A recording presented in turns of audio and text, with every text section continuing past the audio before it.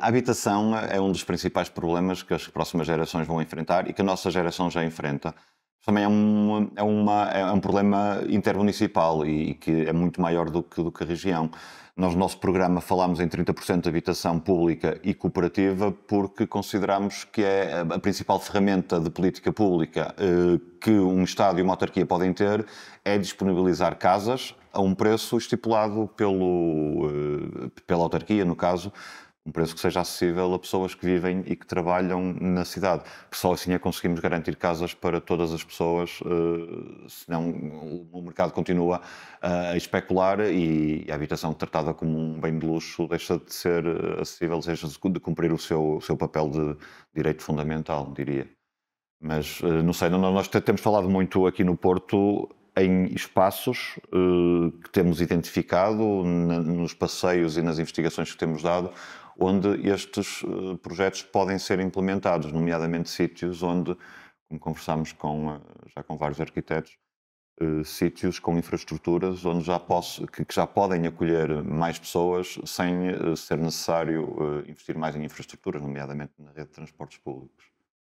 E se os 30% de habitação parece um valor bastante elevado, ele é elevado exatamente para romper o paradigma de referência que arredonda aos 10%, sendo que 12, 13 já era muito positivo, porque existem cidades europeias, como em Viena, em que 30% de habitação pública significa uma diversidade de serviços de habitação, de qualidade de habitação, de disponibilidade de espaço, que não é apenas a do bairro social. E este aspecto é importante.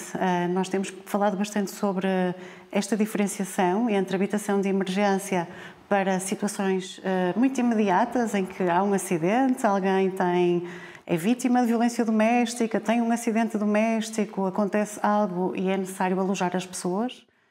A habitação social, no sentido tradicional, como é entendido normalmente quando se fala de habitação pública, mas também habitação pública com rendas controladas, e ainda a habitação pública ou cooperativa, sendo que o município pode ceder terrenos e não necessariamente construir. Aliás, no dia 4 de setembro vamos ter uma conversa aqui na sede, organizada por um conjunto de arquitetos, que nos vão trazer uma série de convidados que vão partilhar essa experiência da habitação cooperativa ao longo de várias décadas. Acho que nos falta, não falta a curiosidade, mas faltam exemplos dessa diversidade das possibilidades do que é o cooperativismo da habitação, e estamos exatamente no momento de poder imaginar, poder ouvir, poder perceber o que correu bem, correu menos bem, o que é isto das cedências de terrenos, o que seria um fundo, qual é o papel dos bancos, qual é o papel do município nessa negociação e depois, claro, também o que é uma cooperativa e como é que as pessoas se organizam. Mas quando falamos de habitação pública e de uma percentagem alta, é no sentido de romper um paradigma que arredonda sempre para baixo e diversificando a noção de habitação pública muito para além da ideia do simples bairro social, como normalmente as pessoas conotam. Sim, eu acho que é muito importante nós percebermos que a habitação deixou de ser um direito e passou a ser um negócio. E isto, infelizmente, não é um fenómeno apenas do Porto, ou sequer um fenómeno apenas português. É um fenómeno à escala internacional, vê-se por toda a Europa. E o que nós vemos também por toda a Europa é que os países onde esta mercantilização da habitação foi menos grave são precisamente nos países onde a percentagem da habitação pública é maior. E é por isso que nós defendemos a habitação pública. É, obviamente, porque nós sabemos que toda a gente tem direito a uma habitação independentemente do que aconteceu na sua vida, mas também sabemos porque funciona. Sabemos que funciona porque, infelizmente, nós percebemos, e a última década é bastante óbvia para percebermos isso, que deixar o mercado funcionar, a única coisa que queria é aumentar os preços. Não funciona de outra forma, não há outra maneira, é assim que funciona o mercado. Um dia vai rebentar a bolha e os preços vêm todos para aí abaixo de um momento para o outro. É assim que nós sabemos que funcionou no passado, é assim que nós sabemos que funcionará no futuro. Portanto, a única forma que os poderes públicos, e neste caso as autarquias, com uma capacidade, com uma responsabilidade acrescida, porque são quem conhece o terreno de forma muito melhor do que qualquer Estado central, essa responsabilidade, a única forma de evitar este tipo de flutuações nos preços da habitação e, no fundo, retirar pessoas do mercado de habitação é através da disponibilização de habitação pública.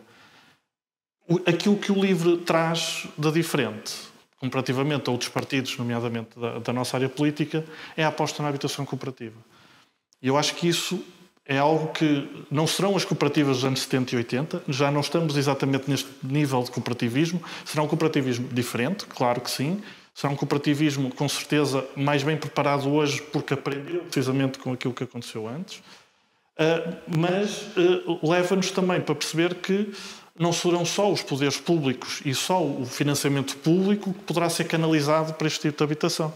Porque o que as cooperativas nos trazem é precisamente uma possibilidade de canalizar dinheiro fora da esfera pública para a habitação. E como nós sabemos que o investimento necessário para atingir os 30% da habitação pública e cooperativa é um investimento maciço, e temos noção disso, e percebemos que isso implica, obviamente, escolhas políticas, mas também percebemos que temos que pegar naquilo que neste momento está a ser utilizado para a especulação e podemos pegar em alguns desses recursos e canalizá-los para aquilo que é a habitação digna para toda a gente, porque a habitação é um direito, não é um negócio.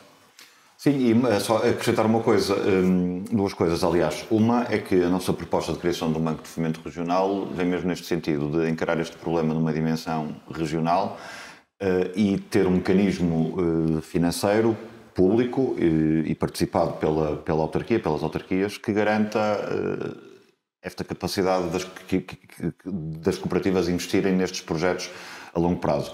E este cooperativismo de propriedade coletiva também vai garantir que estas casas fiquem fora do mercado especulativo durante várias gerações, permitindo, inclusive, pensarmos os projetos do ponto de vista da arquitetura, temos falado bastante disso, de outra forma.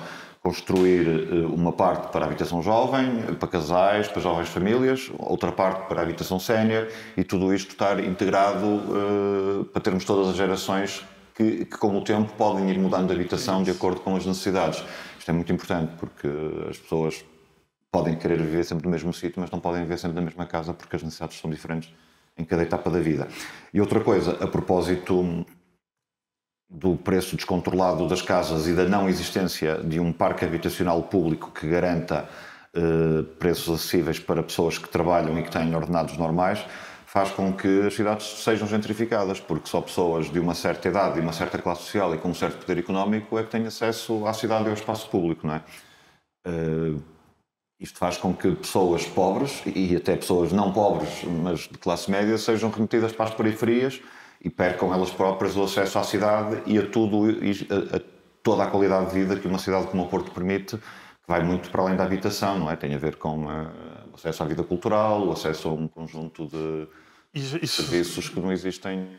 Sim, e dar também outra perspectiva, que é a perspectiva ecológica, no sentido em que se nós periferizarmos a população, estamos a aumentar as infraestruturas, a necessidade de construção de novas infraestruturas, aumentar a necessidade de mobilidade de transportes, e portanto a densificação da população é também do ponto de vista ecológico responsável. Como nós sabemos, a crise ecológica é a grande crise que nós estamos a sofrer neste século, já estamos a sofrer e será ainda pior se continuarmos com as políticas que temos seguido até hoje.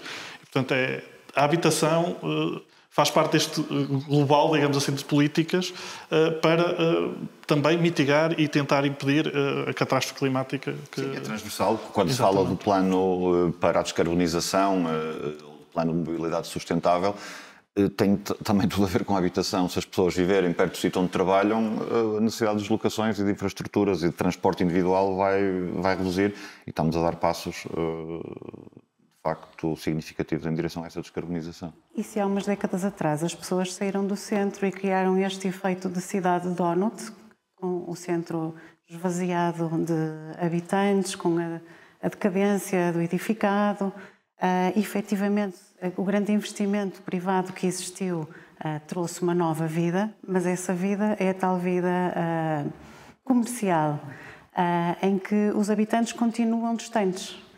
Isto parece evidente, mas nem sempre se pensa sobre este aspecto, que o Porto perdeu muitos habitantes nos últimos tempos. E embora o movimento seja cada vez maior, há muita gente na rua, há uma grande sobrecarga da infraestrutura, dos transportes públicos, mas aqueles que aqui vivem e que efetivamente pagam impostos, acho que isto também é um aspecto que importa a quem vive na cidade, não é? Quem é que partilha este condomínio? Aqueles que aqui vivem e que pagam impostos são cada vez menos, por isso a despesa individual é cada vez mais alta. É importante que haja mais vizinhos, que haja mais habitantes, também para equilibrarmos este território em termos do que é cuidar da sua infraestrutura e da sua ecologia. E população cada vez mais idosa também. Portanto, também a cidade do Porto está cada vez mais velha, a todos os níveis, digamos assim, e isso não torna a cidade a prazo insustentável, não é? Nós precisamos de gente jovem e queremos gente jovem, porque também essas pessoas são mais dinâmicas e são capazes de fazer... Isto aqui leva-nos a duas questões, nomeadamente esta questão da demografia e da necessidade que nós temos em acolher pessoas imigrantes para reforçar a demografia, renovar a demografia e também para darmos corpo à atividade económica crescente que existe na cidade. Mas antes disso, ainda sobre esta gentrificação. Nos últimos 4 anos, creio, houve aumentos muito pequenos de população no Porto. Muito sutil. Tipo, mas na ordem de mais 1000 habitantes de um ano para o outro. Quando pensamos na quantidade de obras, de edifícios que estão a ser feitos na cidade nos últimos anos e vemos o número de habitantes que aumentou, é ridículo. Há claramente um êxodo de pessoas porque a quantidade de casas, edifícios, digo, porque não vive lá gente, são casas ou para alojamento local ou para hotéis. E também por isso é que nós queremos fazer uma moratória à construção de novos hotéis para analisarmos bem as consequências na infraestrutura da cidade de toda esta atividade e todos os hotéis que estão em curso, porque constrói-se muito, mas as pessoas continuam a sair da cidade. Portanto, temos uma cidade construída, de facto, muito urbanizada, muito densa, mas sem residentes que tornam esta economia ainda ativa. Em relação ao que foi feito de reabilitação urbana nos últimos anos, temos pensado, especialmente na freguesia do Centro Histórico, que é aquela que também sobre a qual tenho estado a pensar, no efeito que o fachadismo teve, porque o fachadismo trouxe uma certa homogeneização do espaço, aparentemente há uma articulação dos quarteirões, mas com grande densificação e impermeabilização dos interiores, com fogos minúsculos para aluguer, ou se não for para aluguer de turístico, será sempre para um aluguer curto, nunca para famílias que vivam num T0 ou num T1 durante muitos anos. Por outro lado, fora deste centro, e ainda hoje foi notícia no Jornal de Notícias, que 72% do alojamento local do Porto está no centro histórico, nesta freguesia. Fora do centro histórico, este tipo de habitação acontece noutros interstícios. Ainda existem muitas ilhas, ainda existem uma espécie de bolsas de pobreza escondidas por detrás das fachadas, não necessariamente as do fachadismo do centro histórico recuperado segundo determinadas regras, mas por detrás de um outro ar até um pouco mais cosmopolita que a cidade vai tendo. E se no centro este fachadismo que homogeneiza e que acaba com o património e que também não corresponde a uma camada de moradores que nos interessaria fixar enquanto vizinhos, na cidade mais alargada, essa pobreza não está necessariamente nas primeiras fachadas, mas está por detrás. O que significa que é preciso pensar na habitação a várias escalas e por trás dos muros e entrando nos quarteirões e portanto, numa relação muito mais próxima do terreno do que identificando bairros pelos nomes. É preciso distribuir as pessoas e encontrar soluções para esses problemas que continuam a subsistir na cidade. Estavas a dizer os T0s e os T1s que se constroem muito para lugares de curta duração, isso a médio prazo vai ser um problema, porque vamos ter um edificado na cidade que não está sequer habilitado para uma transformação de uso, não é? Porque estes apartamentos não dão para famílias, como tu disseste. Portanto, quando o negócio do alojamento local terminar, e vai terminar porque estas coisas turísticas são sazonais, não duram para sempre, nós vamos ter que entrar num outro processo de reconstrução, reabilitação para dar um uso outro a essas casas. Esperemos. Há um tema que é importante, que é a questão da juventude, nomeadamente os jovens estudantes, jovens profissionais, estagiários, que ainda não têm empregos mais ou menos previsíveis, se é que eles ainda existem, mas que antigamente viviam próximo dos polos universitários ou das faculdades e ocupavam quartos ou casas talvez um pouco precárias, mas que eram centrais e que davam vida à cidade. Pode ser que um dos futuros dessa falência seja devolver os 300 estímulos aos estudantes. Ou para respostas de emergência também, que temos falado muito, para dar resposta às situações de emergência dos sem-abrigo. Pode ser que sejam respostas de melhor qualidade do que as que tinham antes. Aliás, nós temos isto no programa de tentar encontrar um caminho também para respostas de emergência em parceria com o alojamento local. No fundo, a autarquia alugar unidades de alojamento local para instalar durante o tempo que for necessário estas pessoas. Isso levanta outras questões, mas pode ser um dos caminhos também para aproveitarmos esses edifícios e esses prédios numa situação de regulação e de mais restrição das licenças do alojamento local. Acho que também podemos compensar de alguma forma os proprietários que fizeram esse investimento, garantindo à autarquia que lhes dá ocupação. Não a um preço turístico, mas que lhes dá ocupação para fins habitacionais de emergência. Ou que compensa a perda até. Que compensa a perda e não me parece que isto seja uma proposta inegociável com alguns empresários da área. Mas enfim. Sim, lá está. Mas volto sabendo que este objetivo dos 30% é por aqui que, digamos assim, não é? Tirando as questões de emergência que temos sempre que tratar, porque as pessoas... As questões de emergência deviam ser a 4 anos. As questões de emergência têm que ser tratadas amanhã. Amanhã, exato. E os 30% da habitação pública e cooperativa tem que ser esse objetivo que nós temos para a próxima década, sendo que um dos grandes problemas da habitação neste momento foi o facto de termos desinvestido em habitação pública precisamente nas 3 décadas anteriores. E, portanto, basicamente, desde os anos 80 não se constrói habitação pública, nem no Porto, nem praticamente no país inteiro. E isso leva precisamente a que Portugal tenha um nível de habitação pública miserável comparativamente aos outros países e leva a que a crise em Portugal seja muito superior a outros países europeus que, como têm um parque habitacional público, permite estabilizar um pouco mais os preços da habitação e o acesso à habitação, que no fundo é isso que interessa, não é? É toda a gente ter direito a um teto. E isso isso só é possível se o Estado intervir diretamente na habitação. Já percebemos que se deixarmos isto às chamadas ditas leis do mercado, não vai funcionar. Habitação, toda a gente tem direito a uma casa num sítio onde seja possível viver. Em primeiro lugar, temos que mudar o paradigma da mobilidade. Eu acho que isto a coisa mais importante que temos de fazer é começar a pensar de forma diferente, porque só assim é que depois nós conseguimos, do ponto de vista mais micro, perceber onde é que nós podemos atuar. E como é que nós mudamos o paradigma da mobilidade? É precisamente partindo de um princípio de que a mobilidade se deve basear à escala humana, à escala da pessoa, e não à escala de um carro, de um automóvel de 1,5 toneladas. Infelizmente, o que nós temos hoje na cidade é uma cidade desenhada, ou melhor, uma cidade que se tem vindo a transformar para se adaptar ao automóvel, quando, na verdade, a cidade é feita para nós vivermos nela e estarmos nela e usufruirmos dela. E, portanto, o que nós precisamos é mudar este paradigma de 40, 50 anos em que tudo o que temos feito de intervenções são basicamente feitas a partir do paradigma de que uma pessoa chega, move-se para todo lado através de um automóvel individual. E isto já estava atrasado há 30 anos, hoje então é absolutamente inaceitável viver numa cidade como o Porto, uma cidade cosmopolita, aberta, que continuamos com uma mobilidade de 1975. Não faz sentido. Na verdade, até em 1975 tínhamos melhor mobilidade no Porto, porque as pessoas andavam muito mais de bicicleta, porque tínhamos trolleybus por toda a cidade, tínhamos elétricos por toda a cidade. E, na verdade, a mobilidade em 1975 no Porto seria com certeza muito melhor do que é hoje. E o que nós fizemos foi o inverso daquilo que deveríamos ter feito.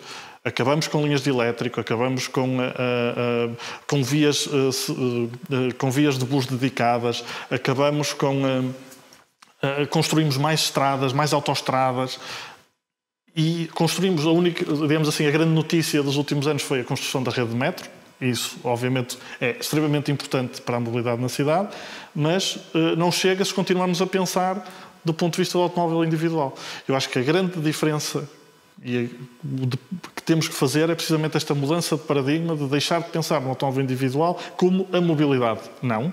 O automóvel individual é uma pequena parte da mobilidade. Em primeiro lugar, tem que estar as pessoas a escala humana, andar a pé, andar de bicicleta, andar em segurança, andar de cadeira de rodas em segurança, poder andar nos passeios com um carrinho de bebê em toda a cidade, poder andar a pé ou de bicicleta de forma segura em toda a cidade, não ter que andar no meio do trânsito, como eu, infelizmente, tenho de fazer todos os dias para nos deslocar de bicicleta. E, portanto, quando nós conseguirmos mudar esta forma de olhar, já estamos no caminho certo. E depois disso temos de ir a medidas mais concretas. Vou dar aqui, se calhar o Hélder ou a Inês podem concretizar melhor. Sim, eu estava a pensar nesta transformação que também é uma coisa longa e que demora tempo, porque isto implica mudar mentalidades, implica construir infraestruturas alternativas. Nós só podemos pedir às pessoas que deixem de usar o transporte individual quando lhes dermos alternativas fiáveis, não é? Precisamos de uma rede de metro muito mais alargada, precisamos dos 200 corredores de bus dedicados que nós propomos, precisamos de umas carreiras mais eficientes e de uma articulação, novamente, intermunicipal, porque as pessoas que vêm para o Porto trabalhar, passar o seu tempo de lazer ou visitar a família, ou o que quer que seja, precisam de se deslocar e quando vêm em transporte individual, encasinamos sempre o trânsito. Encasinamos uma palavra italiana. Quando vem em transporte individual, complicam sempre o trânsito. Uma coisa curiosa é que quando os nossos adversários falam de mobilidade, eles estão mesmo, de facto, a falar de problemas de trânsito automóvel. Porque, para além do problema de congestionamento da VCI, não há nenhuma ideia que tem vindo para cima da mesa. E a mobilidade é, de facto, muito mais do que isto. É tornar as ruas mais agradáveis para os peões, é a escala humana, é criar ciclovias, é criar alternativas e dar liberdade às pessoas para escolherem usar o transporte público em vez do transporte individual. Porque, verdade seja dita, nós não podemos pedir no Porto, numa cidade onde chove muito, a pessoas que saem de casa às 8 da manhã para ir levar os filhos à escola, para depois ir trabalhar, que apanham um transporte público que não funciona, que tem que fazer um transbordo, apanhar chuva e as paragens não são confortáveis. As pessoas não vão fazer isso se puderem ir de carro, claro que não é? E é por aí o caminho. Eu vou fazer uma tentativa de exercício de tipificar 3 tipos de habitante. Nunca pensei nisto, mas pelo menos três tipos de pessoas que utilizam os transportes. O desejável seriam aqueles que trabalham e vivem na freguesia onde estão, ou num bairro próximo, que se podem deslocar e que encontrariam um sistema fluido com um bom sistema de espaço público, no qual quase independessem do transporte público. Isso seria realmente o ideal. Depois temos no centro histórico esta sobrecarga de turistas que se deslocam a pé, de metro, trotinetes, eventualmente bicicletas, e são uma amostragem muito peculiar do que é o movimento no espaço público, absolutamente entupido. Portanto, também não corresponde ao ideal do que é uma cidade de proximidade como aquela que o Diamantino esteve a descrever. E porque grande parte dos habitantes não vivem no Porto, isto é, grande parte das pessoas que passam aqui o dia e que trabalham e que estudam não vivem no Porto, a articulação com o resto das redes de transporte é absolutamente fundamental para que a cidade possa funcionar. Porque nós precisamos que os professores cheguem às escolas e que as senhoras da cantina façam as refeições e que as pessoas das lojas possam abrir as lojas e os hospitais tenham quem lá esteja também a receber as pessoas, o que significa que a articulação com a UNIR, mesmo com os comboios, a forma como as pessoas que vivem nos municípios em volta chegam à cidade e são distribuídas é absolutamente fundamental. Por um lado, nós aqui nesta mesa vivemos no Porto e temos uma proximidade no cotidiano distinta, mas quem se desloca na área metropolitana para prestar serviços à cidade do Porto para que ela funcione, não são apenas os imigrantes, são também aqueles que são nossos vizinhos dos outros concelhos, precisam dessa articulação. Se é um assunto do Porto, é um assunto do Porto criar uma articulação política para que estes problemas se resolvam. Claro.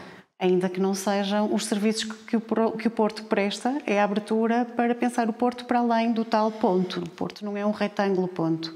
O Porto é uma articulação numa rede muito mais expandida, na qual o território se cruza, seja pelos transportes, seja na mobilidade das pessoas e também esta outra questão fundamental que é a ecologia e o ambiente.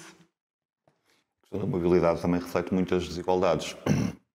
falámos nisto este fim de semana, a propósito de algumas zonas da cidade mais ocidentais, entre os bairros de Lordelo do Ouro e os bairros de Aldoar, geograficamente inclui toda a zona da Foz, mesmo a zona mais rica da cidade, as pessoas não têm o mesmo acesso a transportes públicos que têm, por exemplo, as pessoas que vivem no Bonfim ou perto, na zona de Campanhã, não é?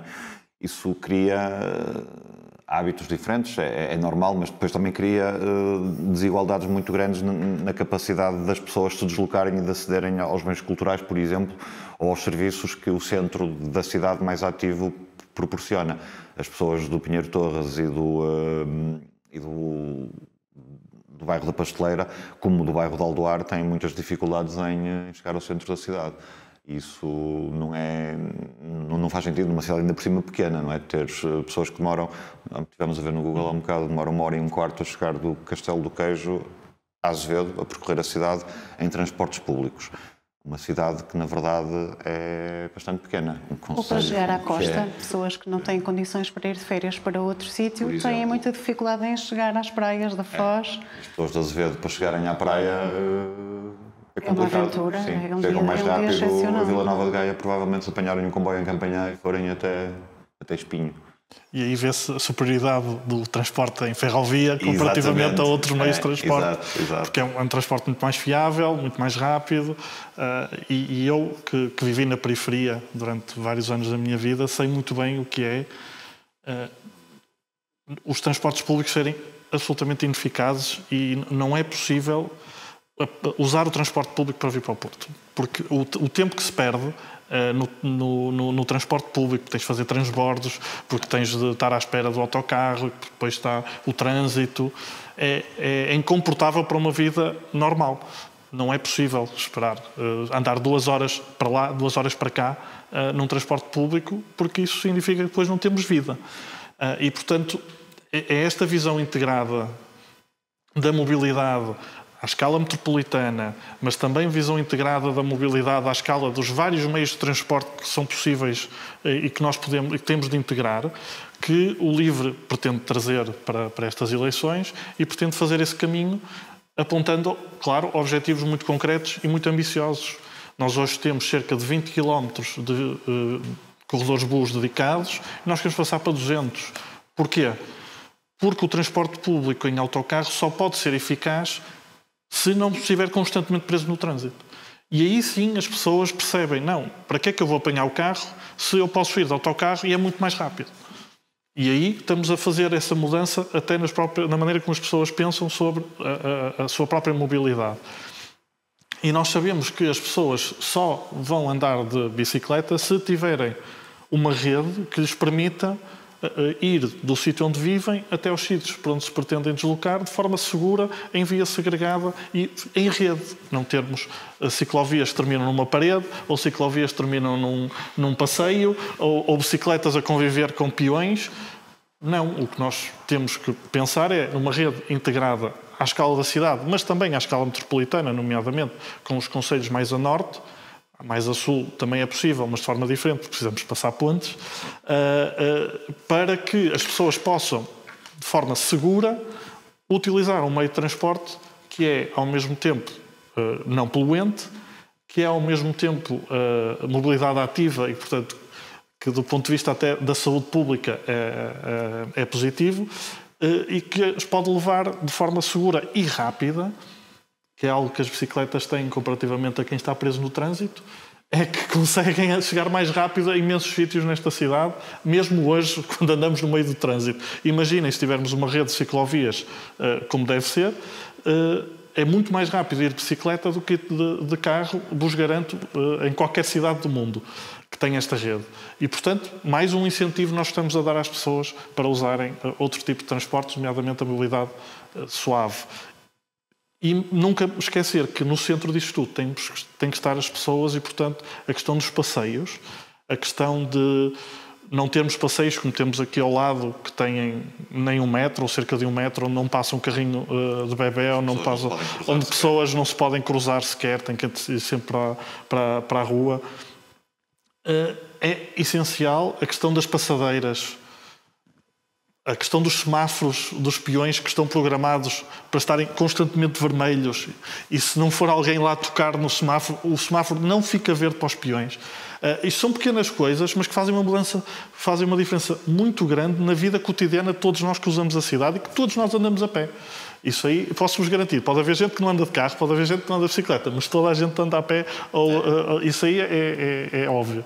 E, portanto, temos que pensar precisamente que isto é um caminho que eu acho que devemos ter estes objetivos ambiciosos precisamente para indicar que o caminho que estamos a seguir não é completamente para o outro lado, portanto nós queremos ir para ali, mas perceber que nesse caminho há muita coisa que podemos ir fazendo ao longo desse caminho, mesmo antes de chegarmos a estes objetivos mais ambiciosos que nós nos colocamos. E o Metrobus? E o Metrobus? Que tem que funcionar. Tem que funcionar, exato. Passou muito rapidamente de uma ideia a uma prática implementada, mas ao qual não dão a hipótese sequer de demonstrar a sua eficácia ou a sua ineficiência. O Metrobus tem sido discutido noutras candidaturas, em azul, com homens de meia idade, que agora advogam que o Metrobus deveria ser retirado, não é? Deveria haver um... Esses mesmos homens que em 2021 apresentaram o projeto Metrobus como revolucionário para a mobilidade da cidade. São exatamente os mesmos. E dos mesmos partidos. Vivemos cada vez mais num mundo virtual, mas eles asfaltaram a Boa Vista. E nós, neste momento, precisamos de ver se o Metrobus funciona ou se não funciona, se é eficaz, se é útil a alguém, antes de desistir dele. Até porque seria um esbanjar de recursos públicos um bocadinho disparatado.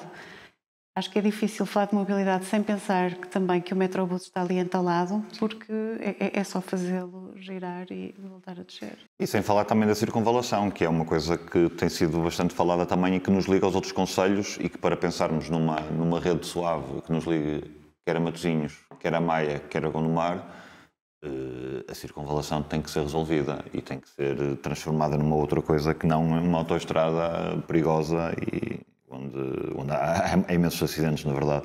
A mesma coisa para a VCI também, que tem uma função diferente, porque apesar de tudo atravessa a cidade para a autoestrada que cruza para sul, mas para isso há alternativas. Não há alternativas de ligação entre as partes que ficaram cortadas pela VCI. Mas resolvendo também grande parte do problema intermunicipal de transportes, também diminuímos o trânsito na VCI, podendo usar aquele espaço, se calhar, para outras formas de mobilidade. E o transporte público na VCI, com via dedicada, seria extremamente importante e poderia fazer uma grande diferença na mobilidade metropolitana. Sim. E, na verdade, tem acontecido uma sucessão de apresentação de projetos, de programas, de estudos que surgem agora nesta época das eleições autárquicas, mas é muito interessante porque ficam aqueles documentos para o futuro. E, independentemente de quem ganha as eleições, que vamos ser nós, existem aqueles documentos que surgiram agora a público e que podem ajudar a guiar um pensamento mais científico e mais objetivo sobre o território, nomeadamente o da Universidade do Porto sobre a VCI. Sobre a VCI, sim. Engraçado porque estudos tem havido de facto muitos e eles nas alturas autárquicas multiplicam-se. Há coisas na mobilidade do Porto, como o Diamantino disse no início, que foram muito bem feitas. Nós tínhamos uma linha de elétrico que se estivesse a funcionar hoje, a mesma que estava nos anos 80, era extraordinária. Toda a marginal, ligada a Matosinhos e à Avenida da Boa Vista. Era isto que nós precisávamos agora em formato moderno. É assim que nós crescemos. Estava inventada já. Deixamos de nos poder mover em transportes públicos. A dada altura, alguém, um senhor destes partidos que agora querem interromper o Metrobus, decidiu arrancar as linhas para asfaltar e pôr... Na altura nem foram arrancadas, foram cobertas para fazer uma pista. Agora arrancaram com o Metrobus. Agora arrancaram com o Metrobus, definitivamente, sim. Mas esta questão da mobilidade é muito importante também, só para fecharmos este tema, porque boa mobilidade implica menos tempo de deslocação, casa, trabalho, lazer, escola das crianças ou o que quer que seja, e boa mobilidade significa mais tempo, e isto é uma coisa muito importante para o LIVRE, porque mais tempo significa mais qualidade de vida, significa mais tempo para participação cívica, significa mais tempo para sermos cidadãos em pleno e não passarmos grande parte do nosso dia dentro de um carro ou dentro de um autocarro encravado por outros carros que não fazem os horários ser cumpridos. Mas enfim... A boa mobilidade é um fator importante para uma vida mais espontânea, que não seja tão marcada pelas rotinas. Poder decidir vou ali ou vou aí ter é uma forma de viver a cidade totalmente distinta de ter que estar na cadência do transporte. Mais liberdade. Que apenas leva de casa ao trabalho, à escola and back. Eu diria que uma boa mobilidade baseada em transportes públicos é uma ferramenta para a tal liberdade coletiva que nós tão defendemos, não é? Porque, exato, a liberdade individual é uma coisa, a liberdade coletiva implica que haja este esforço coletivo de mobilidade para que todos se possam, de facto, mover sem restrições. E não falamos das pessoas sem mobilidade reduzida, mas obviamente que na base que parte importante de toda esta arquitetura de mobilidade urbana tem que ter em conta todas as pessoas, incluindo as que têm problemas de mobilidade, por qualquer que seja a razão. Posso tentar resumir as nossas ideias. Uma política cultural de cidade, que segundo aquilo que nós temos pensado e as nossas propostas que estão no programa, envolve 3 eixos. Um eixo que tem a ver com as instituições públicas como ferramenta principal desta política cultural de cidade, os museus, o Museu da Cidade, os teatros municipais e todas as instituições que dependem diretamente da autarquia. Nós defendemos que estas instituições têm que ter o seu lugar, têm que continuar e aprofundar a sua missão, mas também defendemos que devem ser mais democráticas e mais participadas. Gostaríamos muito de ver um conselho municipal de cultura ativo, que dialogasse com assembleias de cidadãs sobre cultura para que as missões destas instituições fosse definida, alterada, modificada ao longo do tempo de acordo com os resultados do trabalho destas assembleias cidadãs. Outro eixo é o apoio e o investimento na criação independente de forma autónoma.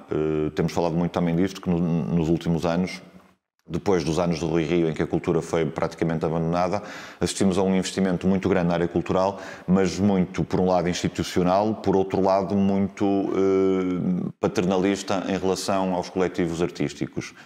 Ou seja, a autarquia, ao mesmo tempo que investia, retirava benefícios políticos e algum tipo de tutela política que foi exercida sobre estas instituições. Nós queremos afirmar a autonomia e a independência destes organismos, principalmente coletivos jovens, coletivos que trabalhem na cidade, que se relacionem com o território, porque só também garantindo a renovação do tecido artístico e investindo na criação artística contemporânea é que podemos também pensar numa verdadeira política cultural para a cidade. O terceiro fator tem a ver com a expansão da arte, a expansão, para usarmos uma palavra bastante utilizada nos últimos anos, mas que faz sentido, na verdade. A expansão do campo artístico e cultural a outros setores, seja o setor educativo, seja projetos comunitários de relação com o território. E a arte tem, de facto, este poder de coesão, de transformar os territórios e de fazer com que as pessoas se reinventem e imaginem outras vidas para além de si. As nossas propostas das casas de criação incluem isto tudo. São centros comunitários, são centros de criação abertos às práticas contemporâneas, mas são também pontos de encontro entre criação artística profissional, fruição e práticas comunitárias. Podem ser bibliotecas de coisas e de objetos onde as pessoas experimentam instrumentos musicais porque não têm capacidade de os ter e, no fundo, com estas casas de criação espalhadas pelas freguesias, queremos descentralizar no sentido em que queremos tirar do centro as práticas culturais contemporâneas e tudo aquilo que é fruição artística e também de alguma forma de quebrar um bocadinho a relação institucional que as pessoas têm e aceder a outro tipo de práticas. Não sei se resumi bem a ideia.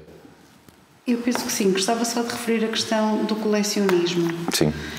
Nestes últimos anos houve uma grande aposta no investimento no Museu de Cidade, na programação de uma certa excelência, até com concursos abertos internacionais a curadores, tanto para o Matadouro, que entretanto se tornou num espaço muito mais privado e muito mais restrito do que inicialmente se imaginava, como para a Galeria Municipal e para os espaços municipais que se tornaram espaços de uma certa excelência internacional na programação. Mas a cidade não é apenas uma montra de coleções e de programações de referência internacional. A A cidade tem imensos cursos de arte, tem uma camada enorme de criadores, de criação independente, de espaços independentes, que hoje em dia, tal como a habitação, sofrem com o problema do aumento das rendas. E se há uns anos atrás era possível encontrar uma loja, um espaço, um café, um apartamento, uma casa onde os coletivos se instalavam e podiam desenvolver os seus trabalhos, hoje em dia isso é inviável. Tornou-se cada vez mais utópico pensar que a cena independente se pode manter neste cenário. Mantém-se alguma quando os programadores são proprietários do edificado. Isso existe. A ideia das casas de criação passa por dar espaço, por períodos diferentes, períodos longos, períodos curtos, a estes criadores coletivos e companhias que deixaram de ter um espaço garantido na cidade pela especulação imobiliária. Isto é um aspecto muito importante, porque colecionar ou expor criação de excelência que vem de outros contextos não garante a vida, a vivência e a efervescência de um meio cultural que é ele próprio também a audiência das outras exposições maiores, não é? Porque o sistema não tem exterioridades. Passa a ter exterioridades é quando os criadores não têm espaço na cidade e se deslocam as suas sedes para outros sítios. Para a Maia, para o Fundão, para cidades mais remotas, para Vila do Conde. E então vamos perdendo não só os estudantes que traziam essa vida muito ativa ao centro da cidade, como o setor criativo, os artistas, os escritores, os jornalistas que ocupavam a cidade e que se vão espalhando. Nesta ideia de cultura, o jornalismo independente também faz parte do programa. Pensar que é necessário que exista jornalismo independente para que a crítica seja garantidamente também uma ação de cidadania. As casas de criação também prolongam um bocadinho a ideia, pode ser também aplicada a estes espaços com quem nós temos falado muito, o tipo de associações socioculturais que já tiveram atividade, mas que agora, ou por falta de financiamento, ou até por falta de alguma mobilização, deixaram de ter atividade, ou têm atividade reduzida, mas continuam a ter espaços que funcionam ou como bar, ou às vezes com usos mais reduzidos. Esta ideia também é uma boa proposta para fazer com que estes espaços se reanimem. Não precisam de ser espaços novos, as casas de criação podem ser simplesmente a ativação destas associações, fazendo-as regressar à sua missão original, atualizando de acordo também com as necessidades de cada sítio e dos intervenientes. Mas desde as artes performativas, à música, às artes visuais, às artes plásticas, à arquitetura, há muitas coisas que se podem fazer neste âmbito. E mesmo na defesa do património, não sei se queres dizer alguma coisa sobre isso, porque... Também ia lá, mas eu acho que é importante focar nesta questão da territorialização da cultura e no sentido em que vermos a cultura inserida no seu território e na sua comunidade, para além da grande cena internacional cultural, termos espaço para essa cultura territorializada, de comunidade mais fina. E sempre tendo em conta que a cultura, no fundo, tem de ser vista de forma abrangente, não é? A cultura é muito mais do que só a criação, ou muito mais do que só fazer música ou artes plásticas, ou seja o que for. A cultura, no fundo, é algo que nos une todos, porque tudo o que nós fazemos, no fundo, é cultura. E vai muito para lá dos profissionais e envolve muito também aquilo que são os amadores, as bandas filarmónicas amadoras, as pessoas que se juntam para fazer teatro amador na sua comunidade. Tudo isto faz parte desta grande imagem daquilo que é a cultura. E eu acho que também é importante perceber que, infelizmente, houve uma tentativa, como tu falaste, de instrumentalização da cultura por parte do poder político, e o poder político tem que saber que a cultura só pode florescer se for deixada livre. E, portanto, é importante que, mesmo quando, havendo, obviamente, critérios para a atribuição de fundos públicos, isso não está em causa, mas mesmo quando há fundos públicos, não pode ser o poder político, seja local, nacional, regional, seja qual for, a ditar quais é que devem ser, aquilo que deve ser posto pelas pessoas que fazem esses eventos ou essa criação. Isto é muito importante, que o LIVRES, quando tiver essa capacidade, esteja muito atento à tentativa de instrumentalização da cultura que temos que infelizmente são comuns no nosso país. Mas pegando a tua deixa do património cultural, é muito importante perceber que o património cultural pode ser usado e tem sido usado como uma forma de mercantilização da cidade. E o que nós vimos nas últimas décadas, principalmente desde que Porto tem o seu património mundial, o seu centro histórico designado como património mundial da Unesco, no fundo é que isso funcionou como uma marca dentro do mercado das marcas de cidade e que tem levado, infelizmente, aquilo que deveria ser feito para proteger uma certa... algo que é único no mundo, o que tem levado precisamente à degradação daquilo que nos fazia únicos. Porque aquilo que nos fazia únicos não são as fachadas dos edifícios. Nunca foi isso que foi considerado património mundial. O que foi considerado património mundial foi a forma como nós usávamos este recurso e a forma como nós usávamos esta zona da cidade, com os seus palimpsestos, com as suas diferentes formas, cores e toda a vivência que havia na cidade e que, infelizmente, aquilo que foi criado para a proteger tem sido usado, infelizmente, para desproteger este património, e é por isso que o próprio ICOMOS tem vindo a avisar que o Porto está numa fase em que ou muda a forma como tem feito as coisas, ou vai perder a sua marca de património mundial, como já aconteceu com outras cidades. Portanto, não seria a primeira vez. Por exemplo, Liverpool, precisamente por causa deste tipo de dinâmica de renovação urbana apenas e só focada na mercantilização, perdeu o seu estatuto de património mundial porque deixou de ser aquilo que era suposto ser.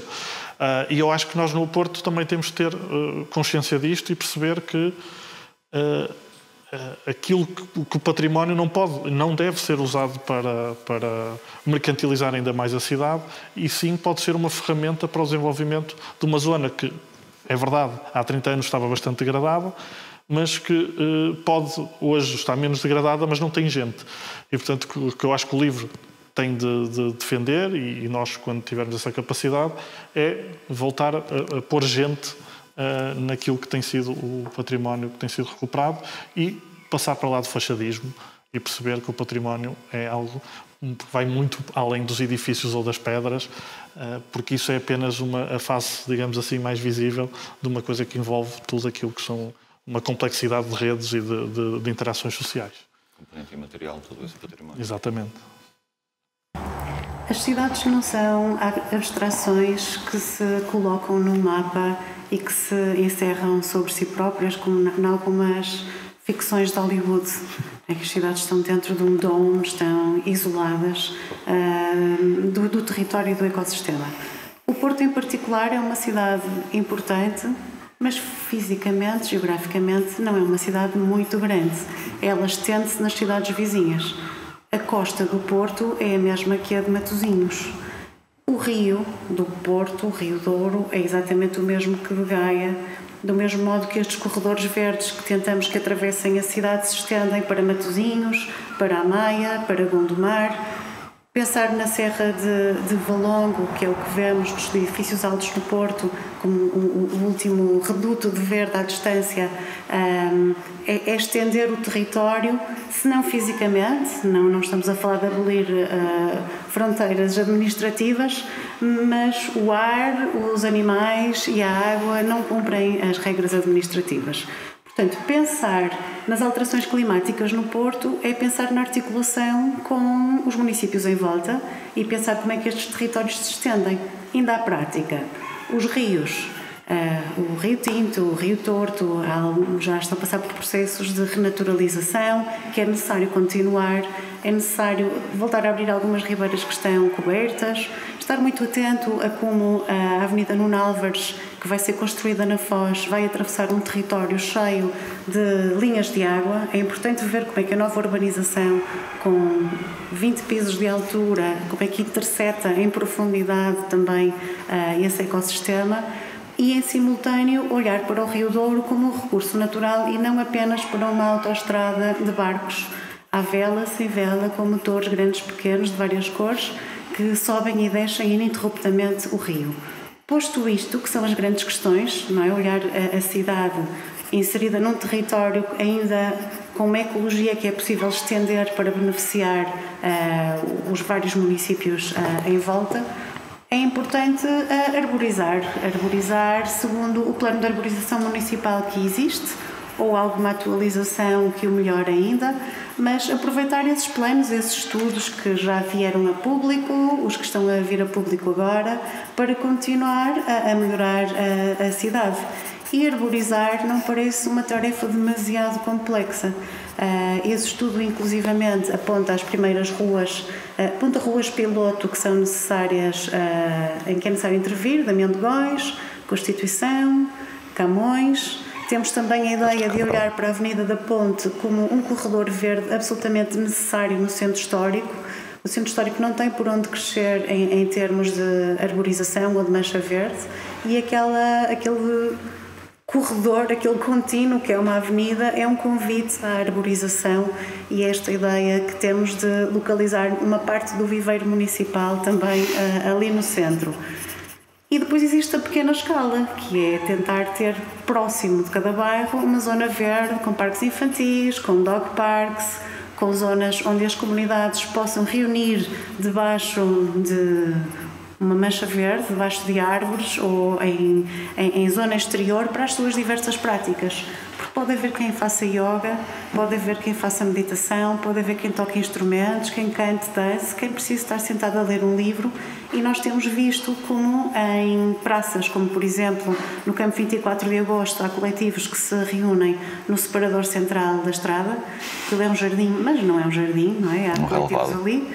Na Rotunda da Boa Vista também, especialmente ao domingo, há grupos que celebram as suas religiões ali debaixo das árvores, mas podemos pensar nisto como uma forma mais abrangente, mais disseminada na cidade e com outro tipo até de privacidade e proximidade aos locais onde as pessoas vivem. Portanto, pensar as alterações climáticas é ao mesmo tempo pensar em grande escala, articulando territórios, e pensando à microescala para que cada um se possa aproximar da rua ao lado, ou três ruas ao lado, que em 4 esquinas e quarteirões se encontre um jardim de proximidade.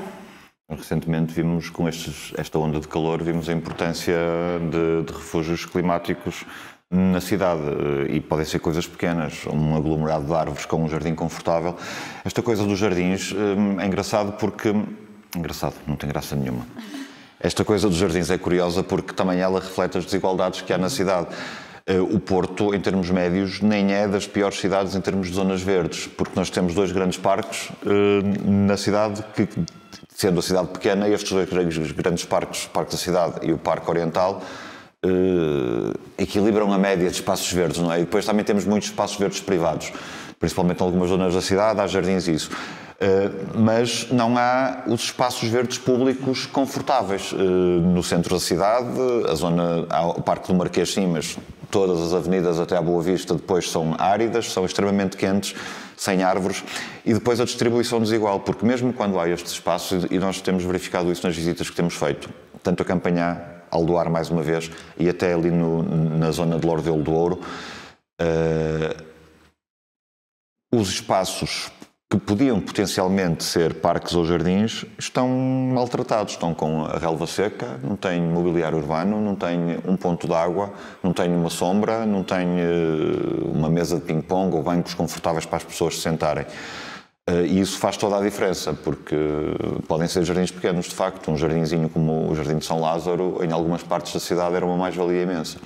E basta às vezes ser um parque infantil para... No reino da fantasia existia esta ideia dos espaços expectantes, que eram os espaços que ainda não têm um uso e que por isso são potenciais para todos os usos que possam acontecer. Sim. Seja jogar futebol, seja um piquenique, seja estender roupa a secar, os espaços expectantes eram esses espaços não regulados que atraíam toda a imaginação que se pudesse desenvolver sobre eles. É claro que, estando a falar do município, não podemos estar a falar de espaços expectantes como uma solução para o espaço público. Mas o espaço público também não tem que ser todo ele utilitário. Pois não, é isso, não tem. Nesta progressiva mediterraneização do espaço europeu, as esplanadas foram-se estendendo nos espaços públicos e transformando as praças em esplanadas, os passeios em esplanadas, os jardins em esplanadas. É simpático que elas existem, todos nós as utilizamos, mas há outras formas de estar no espaço público que não seja a consumir almoços, jantares ou bebidas para poder usufruir de um assento.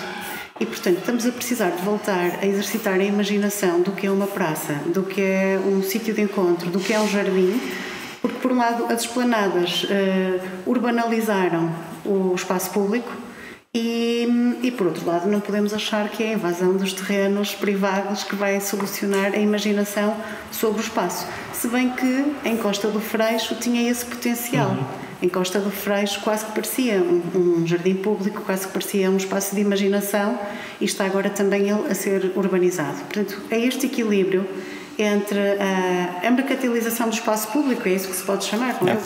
A mercantilização do espaço público ou a criação de outros espaços, dog parks, parques infantis, se quisermos espaços formais e com regras, ou então apenas manchas verdes, onde seja possível sentar e ler um livro, sim, marcar um encontro, como antigamente se fazia, sem ser por WhatsApp.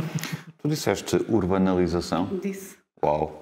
É uma palavra boa, urbanização, Vou sim. falar sobre isso no sábado. É, gosto. Não, porque é autodescritiva, resume muito daquilo que está a passar na nossa cidade. E a propósito desta urbanização e da mercantilização do espaço público, uma coisa que nós temos que ter muita atenção quando formos eleitos é os projetos que estão em curso, porque há ainda uma quantidade significativa de territórios na cidade que estão em processo de consolidação urbana. Muitos destes espaços são espaços verdes. Aldoar, perto da Ribeira de Aldoar, em Requesende, em Corrais, em Campanhã, Requesende fica em Ramalde, Corrais em Campanhã, a zona da Perlada também, a Charca de Salgueiros, a zona do Aleixo e também muitos terrenos em Contumilo que fazem parte dos planos de pormenor de Campanhã e alguns deles estão debaixo de fogo agora por causa da linha de alta velocidade.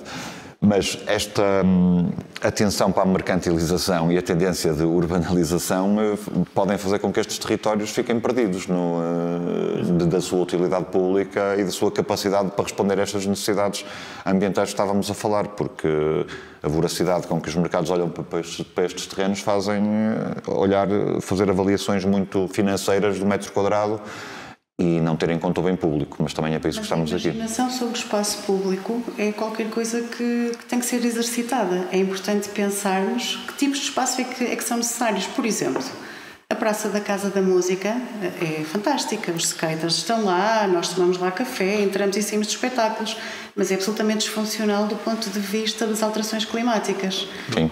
É um dos pontos quentes da cidade, um dos pontos que estão a vermelho no mapa das temperaturas é a Praça da Casa da Música.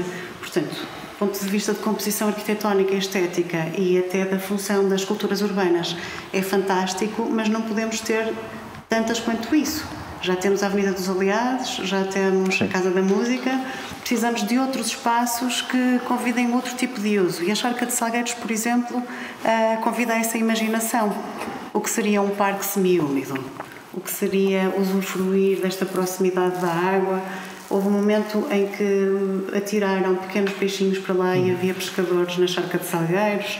Portanto, informalmente, estes espaços já tiveram vidas que nós também podemos voltar a reconhecer para pensar noutros futuros que não necessariamente o desenho urbano muito rígido que defina funções. Sim, e é importante, mais uma vez, mudar a forma como as autoridades e o poder público têm olhado para o espaço público.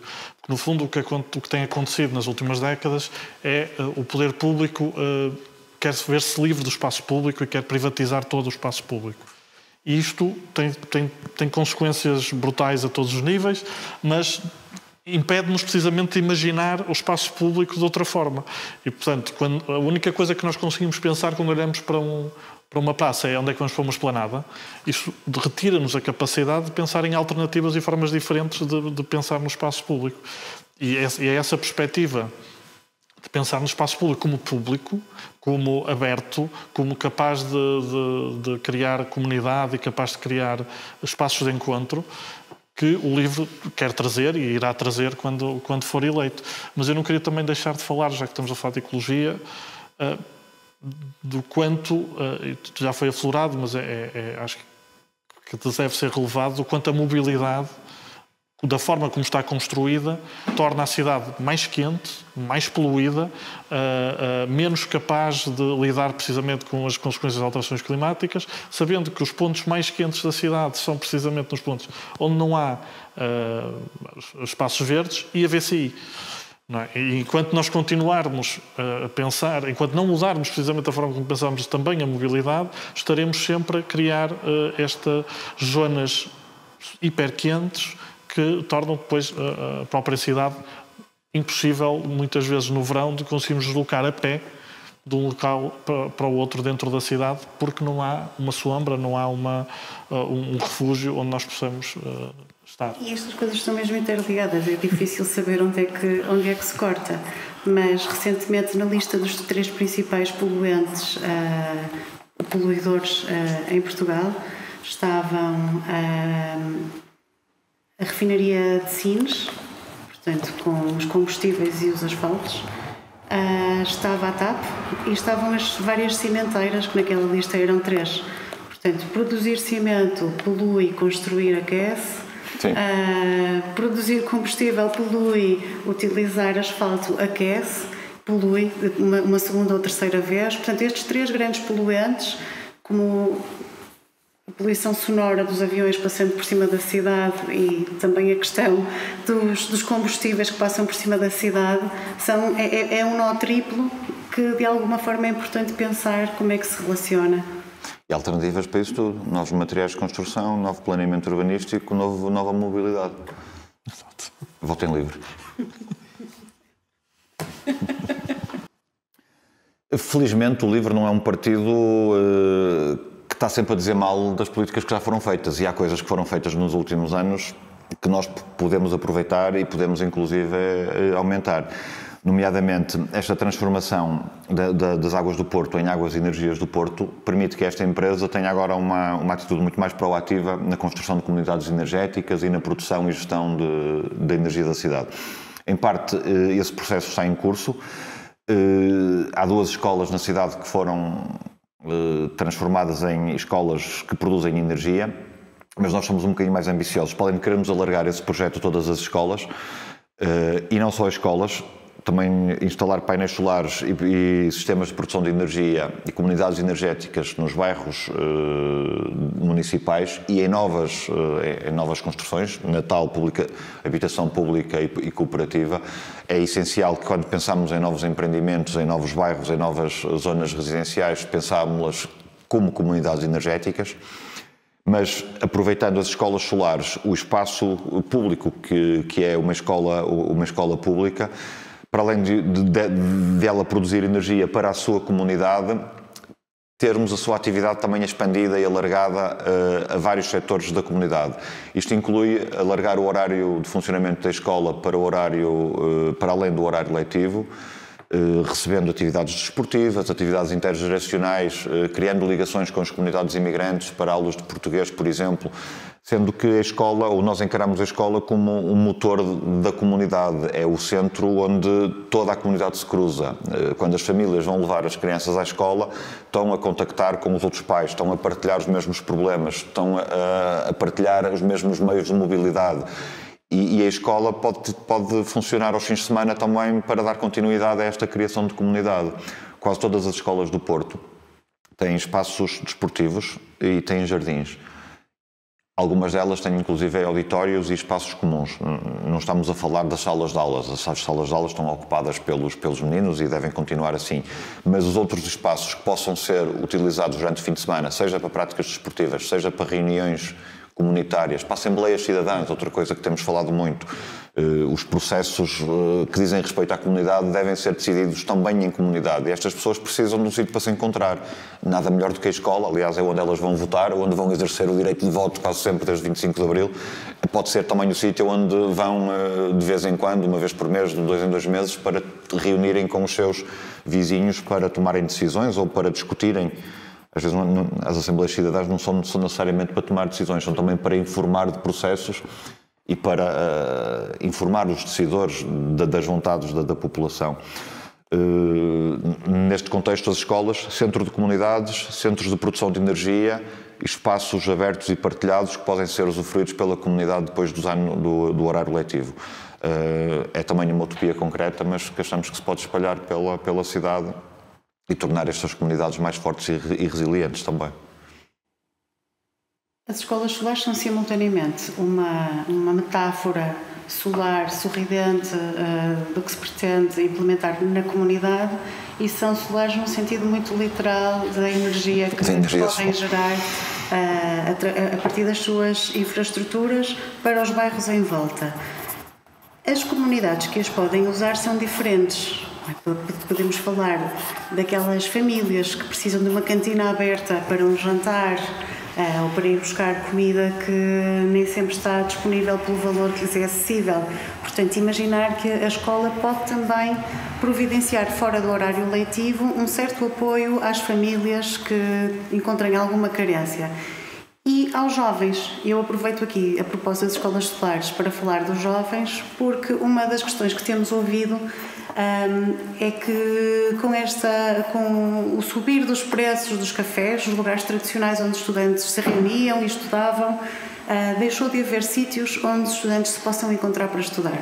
As casas são pequenas, os apartamentos não têm salas, não têm espaços comuns onde possam estudar, e não existem lugares abertos na cidade onde os jovens possam desenvolver trabalhos em grupo, onde possam estar concentrados. Portanto, as escolas solares são um sítio possível aos fins de semana, como os museus municipais, as bibliotecas e outros serviços públicos que sejam de acesso controlado, com segurança para os conteúdos e para quem lá está, como um exercício até bastante simples do ponto de vista de gestão. Isto não implica grande investimento, mas implica um bom senso na gestão cotidiana dos equipamentos para ampliar as comunidades às quais servem. Uma ideia de hospitalidade que estes serviços podem ter, não apenas de resolver administrativamente questões, mas de abrir as suas portas como sala de estar daqueles que não têm espaço privado na cidade neste momento. É tão mais importante quando o preço do espaço é demasiado elevado. Portanto, usar. E as escolas têm a vantagem de estarem espalhadas e estarem, no fundo, estão sempre no coração das comunidades, não é? Porque todas as pessoas têm uma ligação às escolas de proximidade que, felizmente, na nossa cidade nós temos. E o facto de estarem ancoradas no território permite-nos ser essa tal utopia de ser capaz de ser centros de comunidade muito para lá da sua função letiva, digamos assim, mais básica, onde as pessoas, e hoje temos uma cidade mais diversa do que tínhamos há 30 ou 40 anos, se calhar menos diversa do que tínhamos há 150, mas é uma cidade diversa e onde... E há sítios onde se nota essa diversidade, e se falarmos com professores nas nossas escolas ou com mediadores culturais, é precisamente nas escolas. Nós vemos hoje uma quantidade crescente de alunos de origens diferentes, que não vêm da cidade do Porto, que vêm de fora do Porto, que vêm de fora do país, que vêm de outros países da Europa, da África, das Américas, da Ásia.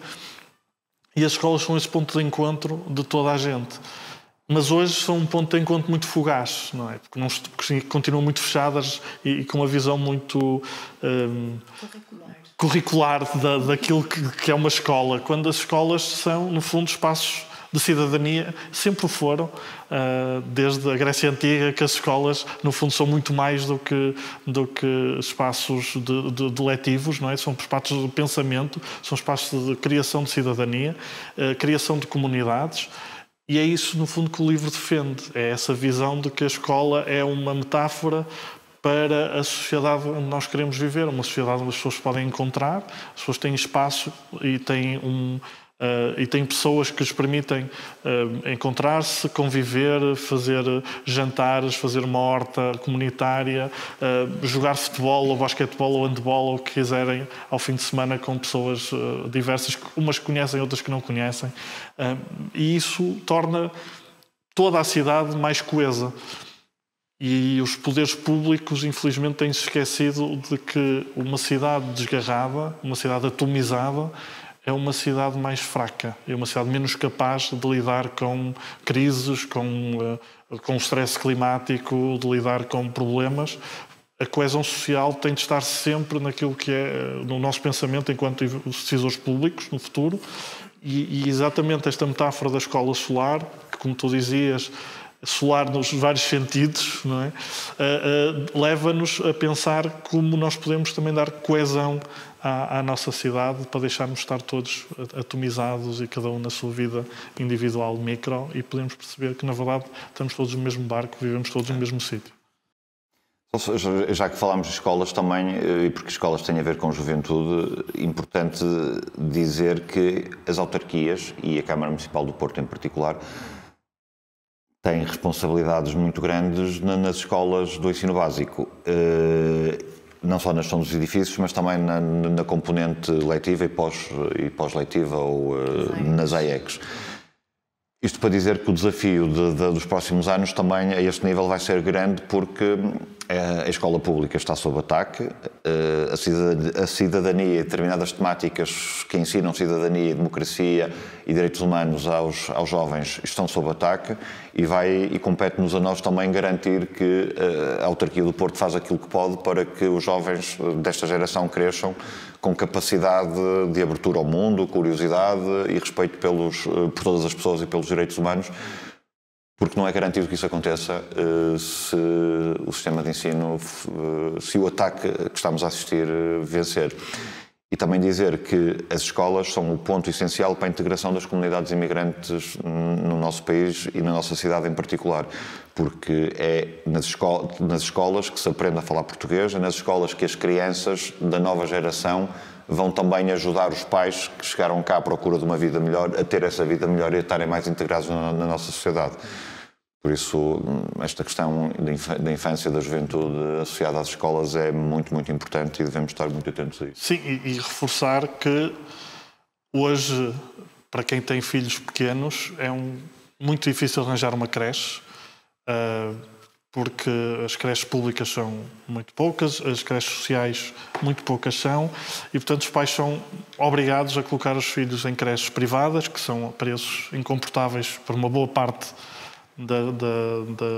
das pessoas que vivem na cidade. E o LIVRE defende, em conjunto com outras forças, mas eu acho que a criação de uma rede municipal de creches gratuitas para toda a gente, para que toda a gente possa ter a possibilidade de ter uma creche para os seus filhos, que nós sabemos que nas idades mais precoces são essenciais para aquilo que é o percurso das crianças no futuro, e é uma forma também de combater precisamente as desigualdades sociais que hoje vemos e que se perpetuam, nomeadamente através da escola, porque as escolas que umas pessoas frequentam não são exatamente iguais às escolas, muitas vezes muito perto, onde outras pessoas frequentam. Isso é outra coisa que temos de estar muito atentos, porque ninguém deve ser discriminado única e exclusivamente porque nasceu no sítio errado, seja ele qual for. E numa cidade como o Porto, por cima tão pequenina, onde nós conseguimos ter, com centenas de metros de diferença, espaços tão dispares a todos os níveis, mas com desigualdades brutais, os poderes públicos que infelizmente ignoram, o LIVRE tem de ter um papel importante a tentar, lá está, essa tal coesão. Sim. E voltar e unir e não haver esta disparidade tão grande, nomeadamente ao nível da educação. A escola devia ser um fator de igualdade e não um fator de desigualdade. O LIVRE defende uma economia e um sistema social mais cooperativo e menos competitivo, por isso também a nossa abordagem à economia local e ao comércio local e regional é a mesma.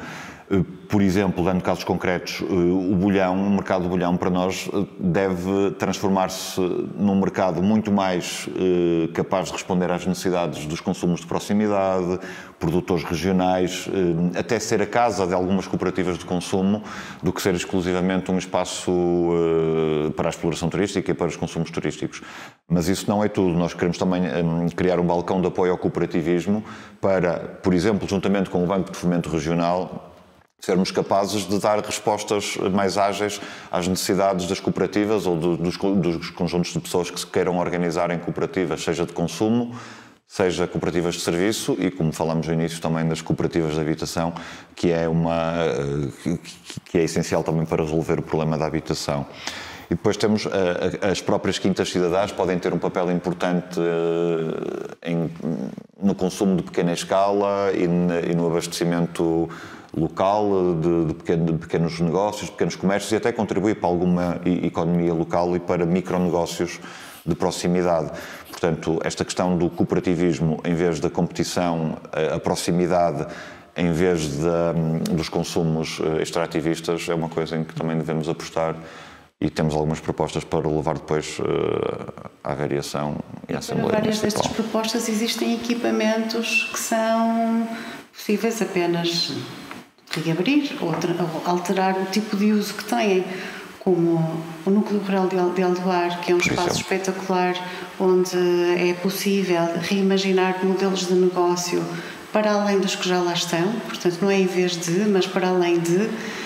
Na Quinta da Bojoia, na Quinta do Mitra, que não sabemos se vai ser demolida porque a nossa proposta para a linha de alta velocidade é ligeiramente diferente, mas para a Quinta do Mitra seriam espaços onde é possível, alterando os regulamentos de utilização, alterando as cedências, criar as condições para que esta outra economia possa surgir sem ter que competir no mercado dos alugueiros absolutamente incomportável. Ainda há pouco, antes de aqui vir, um senhor que me vendeu um sumo aqui na rua me disse que o senhor que lá estava antes está agora a pagar 1.500 euros por 9 metros quadrados. Portanto, não sei como é possível um negócio poder subsistir. Portanto, estamos sempre a ouvir este tipo de histórias. A alternativa não é criar um novo shopping comercial gigantesco para cooperativas. É olhar para os edifícios que existem e alterar-lhes os regulamentos para que os usos sejam compatíveis com estas ideias. Eventualmente mais leves, mais orgânicas e próximas de um mercado que não é tão mercantilista. Mas, mais uma vez, se nós incentivarmos a habitação e se criarmos condições para que mais pessoas vivam na cidade, o modelo dos negócios de proximidade também muda. Porque neste momento nós temos uma economia de mercado que dá resposta àquilo que o mercado procura.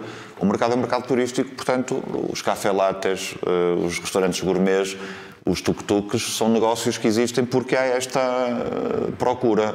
Se trouxermos mais 100 mil pessoas para viver e menos 200 mil turistas, a economia fica muito mais pujante e temos outro tipo de negócios.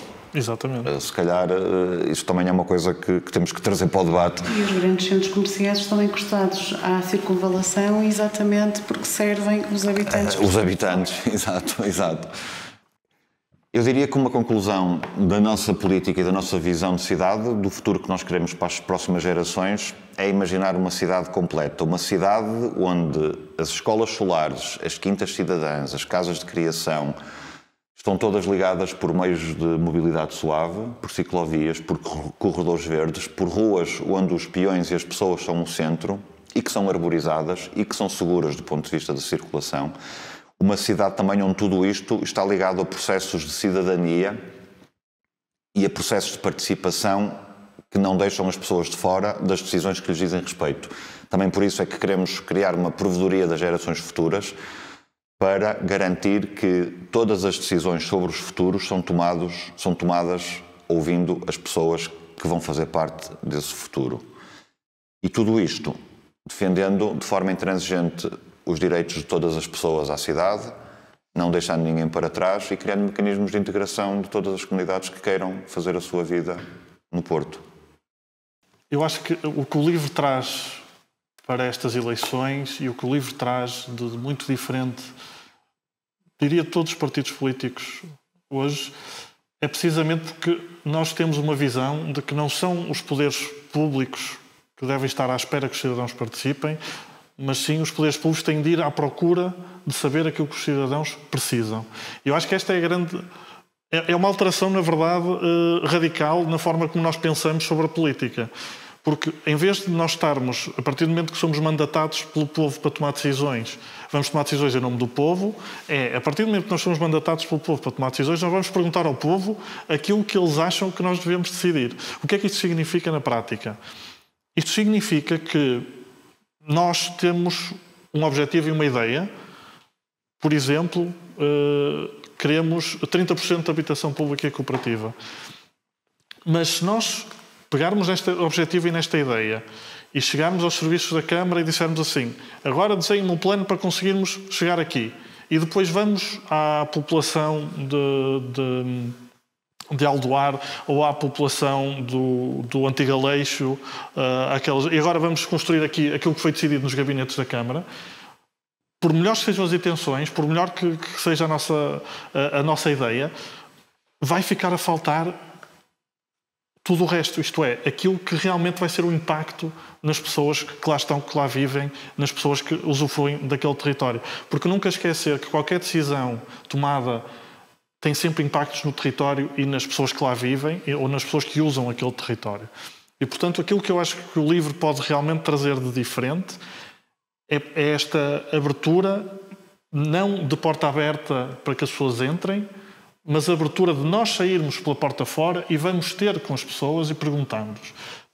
Podemos fazê-lo de imensas formas. Podemos fazê-lo através de assembleias cidadãs, em que nós, escolhendo aleatoriamente pessoas para participarem e deliberarem sobre determinado assunto, seja sobre a programação cultural do seu teatro de bairro, seja sobre quais devem ser os cursos que a escola solar deve dar à noite, seja sobre o que se deve fazer com aquela ruína que existe no bairro e que ninguém sabe muito bem o que fazer com aquilo, seja sobre como é que nós vamos transformar a nossa rua num espaço arborizado e numa avenida com ciclovias segregadas. Portanto, tudo isto, no fundo, deve ser feito sempre ouvindo, e temos de ser nós a procurar ouvir e não estar à espera que alguém nos contacte para nos dizer o que quer dizer, porque aí há sempre uma grande assimetria e uma desigualdade enorme entre quem tem recursos e quem pode ter e tem acesso, e entre aqueles que não têm recursos, portanto não têm acesso e portanto a sua voz não conta e não é ouvida. E essa grande diferença faz toda a diferença, porque depois as nossas decisões serão baseadas num outro tipo de informação, serão baseadas num outro tipo de ideias, num outro tipo de vivências, e serão muito mais próximas daquilo que realmente interessa àqueles que são os donos, no fundo, da cidade, que é as pessoas que cá vivem, as pessoas que cá moram, os nossos cidadãos. E aí o livro pode fazer e vai fazer sem dúvida a diferença, porque isto é algo que nós fazemos naturalmente. Não é algo que nos tem de ser imposto, é algo que nós queremos e fazemos e cultivamos e vamos continuar a cultivar e a fazer no futuro.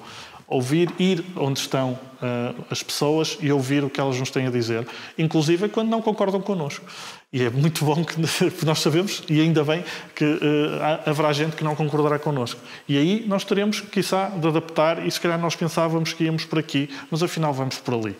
Ótimo. Porquê? Porque assim, qualquer que seja a mudança, nós sabemos que essa mudança vai ser aceite, e portanto que as pessoas às vezes até com constrangimentos no presente, mas sabem que no futuro aquilo que foi decidido com eles será para o bem de todos. E isto é algo que o livro fará com toda a certeza quando for eleito e quando tiver essa capacidade. O futuro não é um slogan, é o lugar onde nós queremos viver. E nós queremos uma cidade mais justa, mais progressista, mais ecologista. Temos novas ideias, novas propostas políticas e novas pessoas. Porto. O futuro é como o livro.